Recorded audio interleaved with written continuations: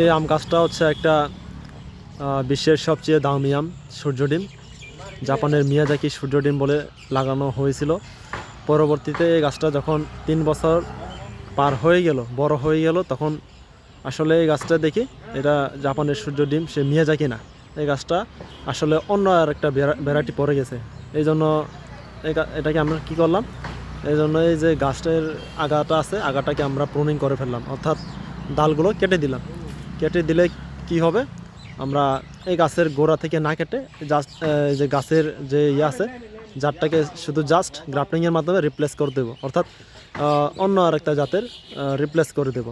যেহেতু এটা মিয়াজাকি বলে লাগানো হয়েছিল, মিয়াজাকি হয় নাই, এই জন্য আমরা সঠিক জাত নির্বাচন করে সঠিক মাতৃগাছ, মানসম্মত মাতৃগাছ থেকে সায়ন নিয়ে মিয়াজাকি গাছের সায়ন নিয়ে এখানে আমরা মিয়াজাকি সায়ন ফেব্রুয়ারির শেষ সপ্তাহ থেকে মার্চ, এপ্রিল, মে, জুন, জুলাই কিন্তু আমরা আমের গ্রাফটিং করি। তখন এই যে এই গাছটাকে আমরা গ্রাফটিংয়ের মাধ্যমে জাতটাকে রিপ্লেস করে দেব